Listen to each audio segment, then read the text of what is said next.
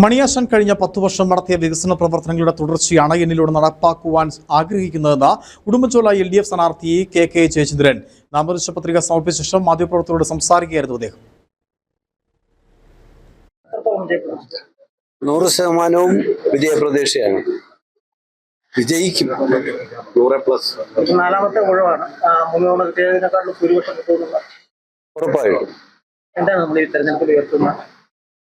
തെരഞ്ഞെടുപ്പിൽ ഉയർത്തുന്നത് കേരളത്തിലെ ഇടതുപക്ഷ ജനാധിപത്യ മുന്നണി ഉയർത്തിയ വികസന പ്രവർത്തനങ്ങൾ കേരളമൊട്ടാകെയുള്ള, അതോടൊപ്പം തന്നെ കേരളത്തിലെ പാർശ്വവൽക്കരിക്കപ്പെട്ടിരിക്കുന്ന ജനങ്ങൾക്ക് നൽകിയ ക്ഷേമ പ്രവർത്തനങ്ങൾ. മൂന്നാമതായി, കേരളത്തിൽ ഇന്ത്യയിലെ മറ്റ് സംസ്ഥാനങ്ങളിൽ നിന്നെല്ലാം വ്യത്യസ്തമായി കേരളത്തിലെ ജനങ്ങൾക്ക് സ്വൈര്യമായി ജീവിക്കാൻ കഴിയുന്നതുപോലെ കേരളത്തിൻ്റെ മതനിരപേക്ഷത ഉയർത്തിപ്പിടിച്ച് മുന്നോട്ട് പോകുന്നത്. ഈ 3 മുദ്രാവാക്യങ്ങൾ വളരെ പ്രധാനമാണ്.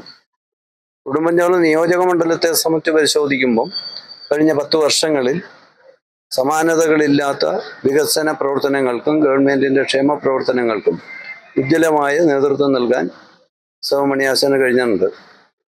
അതിൻ്റെ തുടങ്ങി വച്ചിരിക്കുന്ന പദ്ധതികൾ പൂർത്തീകരിക്കാനും തുടങ്ങാനുള്ള പദ്ധതികൾ ആരംഭിക്കാനും ഗവൺമെന്റ് ആരംഭിക്കാൻ പോകുന്ന പദ്ധതികൾ സമഗ്രമായി നടപ്പാക്കാനുമാണ് ഞങ്ങളുടെ ഭാവി പരിപാടികൾ.